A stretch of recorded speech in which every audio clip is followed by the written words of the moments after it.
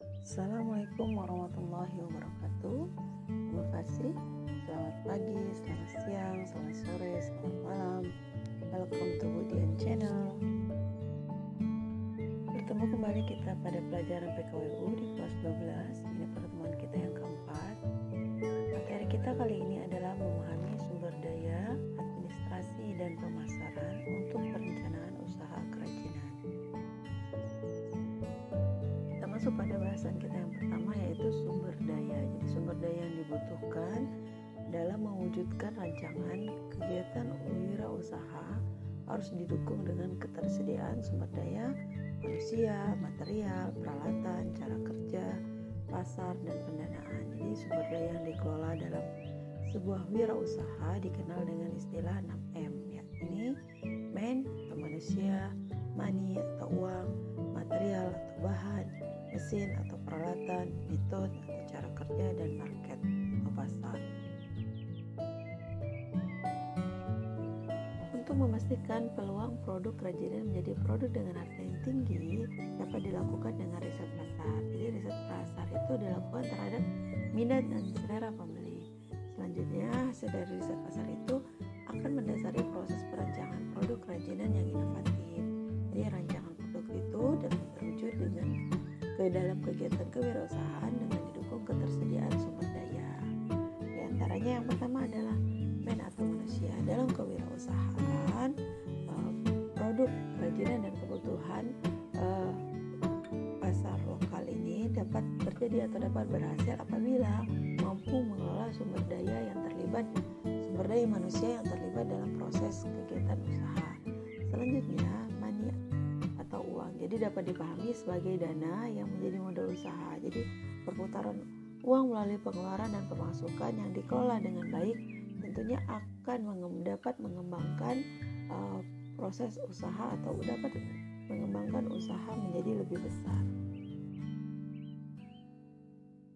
Selanjutnya yang ketiga adalah material. Material adalah bahan baku yang digunakan untuk membuat kerajinan, adalah bahan yang berkualitas tinggi yang akan kita proses untuk menjadi produk yang akan kita tawarkan. Jadi gini, kalau kita menggunakan bahan dengan kualitas tinggi, tentunya produk yang akan kita hasilkan adalah dengan kualitas yang tinggi juga. Jadi ketika kita mempunyai produk dengan kualitas yang baik, tentunya akan mudah kita untuk menawarkan produk tersebut.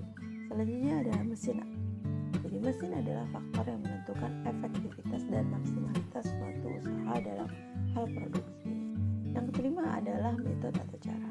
Metode atau cara di sini dapat anak-anak ibu pahami bukanlah hanya cara atau metode dalam kita membuat suatu produk, tapi juga dalam bagaimana cara menjalankan produksi, cara pemasaran, cara pengorganisasian, demikian ya. Jadi kemampuan seorang wirausahawan dalam mengelola produksi yang efektif dan efisien dapat menghasilkan keuntungan wirausaha yang lebih besar. Selanjutnya adalah market. Jadi menentukan pasar sasaran dari produk kerajinan dihasilkan karena sebagian masyarakat mungkin belum mengenal tentang produk yang akan kita hasilkan atau produk yang telah kita hasilkan. Jadi penting untuk kita menentukan pasar sasaran produk kerajinan yang kita hasilkan. Selanjutnya, wirausaha dapat dikembangkan berdasarkan kebutuhan dan keinginan pasar. Jadi dengan demikian, peluang produk untuk diserap atau diterima pasar akan lebih besar. Jadi riset pasar juga bisa bertujuan untuk mengenali pesaing yang ada di pasar. Jadi karena di pasar itu ada persaingan, tentunya kita harus mengetahui posisi kita di dalam persaingan tersebut agar kita dapat memenangkan persaingan. Selanjutnya dalam persaingan itu dapat mempengaruhi rancangan produk yang akan kita buat serta keputusan tentang penetapan harga jual suatu produk.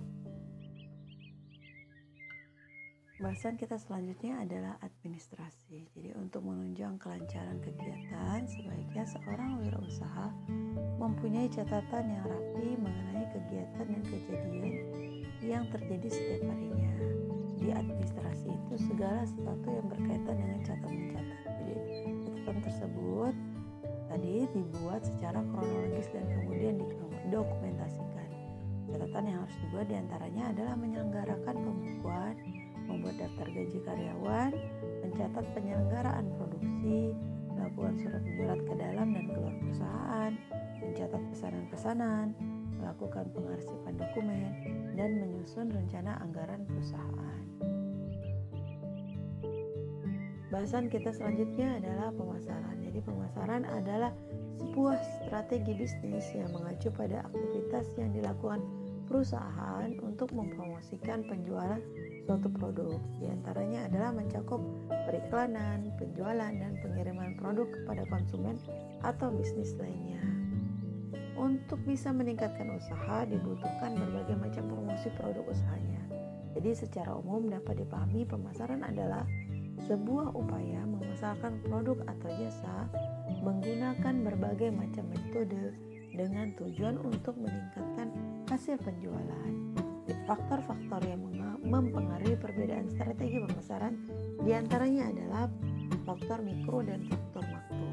Faktor mikro yaitu faktor perantara pemasaran, pemasok, pesaing, dan masyarakat. Jadi faktor mikro di sini yaitu perantara pemasaran, pemasok, pesaing, dan masyarakat. Sedangkan faktor makronya yaitu demografi dan ekonomi, politik dan hukum, teknologi dan fisik, dan sosial budaya. Berikut ini adalah hal-hal yang perlu diperhatikan untuk pemasaran. Yang pertama adalah dari sudut pandang penjual. Dari sudut pandang penjual itu ada 4. Yang pertama tempat yang strategis, place. Selanjutnya yang kedua adalah produk yang bermutu atau product. Selanjutnya yang ketiga adalah harga yang kompetitif atau price. Yang keempat adalah promosi yang gencar.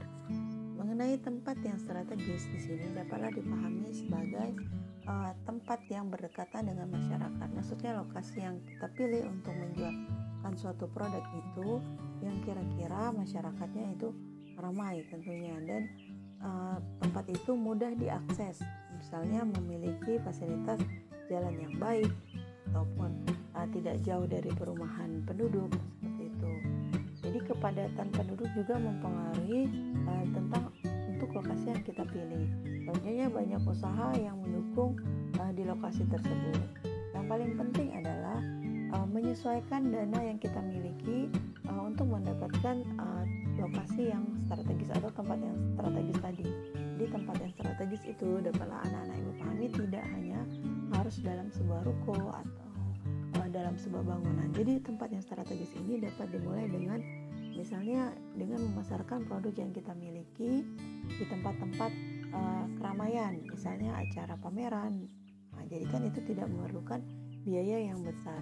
Selanjutnya produk yang bermutu. Apabila tadi kita sudah melakukan produksi dengan bahan atau material yang baik, tentunya akan menghasilkan produk yang bermutu.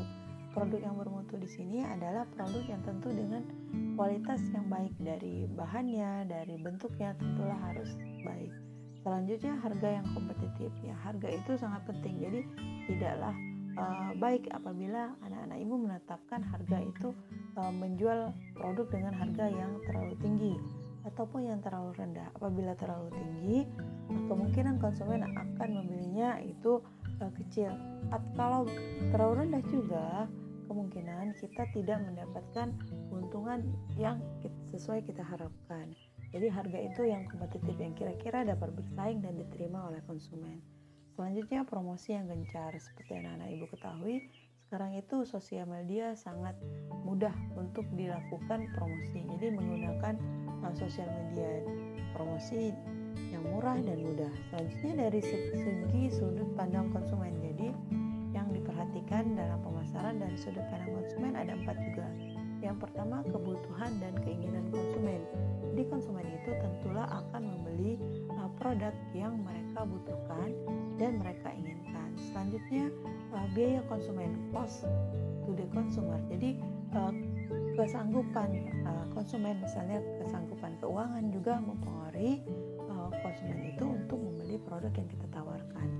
Selanjutnya adalah kenyamanan. Jadi kenyamanan di sini, kenyamanan dalam hal produk dapat juga kita pahami sebagai bagaimana kenyamanan produk itu, bagaimana kenyamanan konsumen ketika bertemu atau berhadapan atau berkomunikasi langsung dengan kita.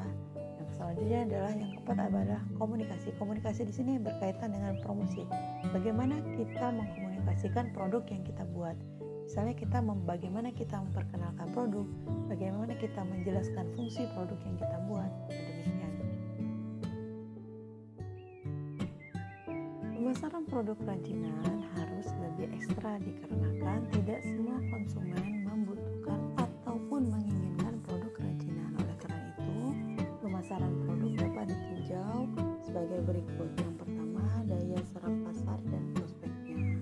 Jadi daya serap pasar dan prospeknya dapat dipahami sebagai peluang pasar yang dapat dimanfaatkan dalam memasarkan hasil produksi dari usaha yang kita jalankan.